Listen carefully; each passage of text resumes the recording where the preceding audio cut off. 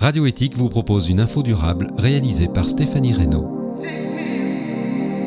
En France, elles sont actuellement au nombre de 36, les maisons de l'Europe. Leur rôle est de participer à l'élaboration de la citoyenneté européenne. Elles servent de pont entre nous et les grandes institutions européennes. Une 37e est en cours de création.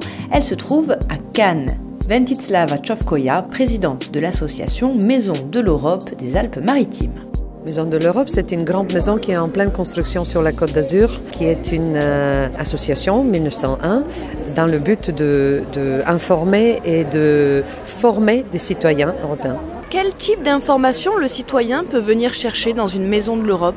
Par exemple, sur les élections, on peut donner toutes sortes de documentation, des documents qui sont venus du Parlement européen, de la Commission européenne. Nous sommes sous le patronage de la Commission européenne, donc je pense qu'on pourra donner des informations, ça dépend. On peut aussi trouver des informations concernant les échanges, des débats. Par exemple, récemment, j'ai eu l'idée de faire un débat pour les jeunes. Qu'est-ce que pour vous c'est l'Europe? Et si vous êtes un jour dans le Parlement, si vous devenez député, qu'est-ce que vous aimeriez changer? Nous, on peut répondre, j'espère, aux questions, mais on peut poser aussi des questions.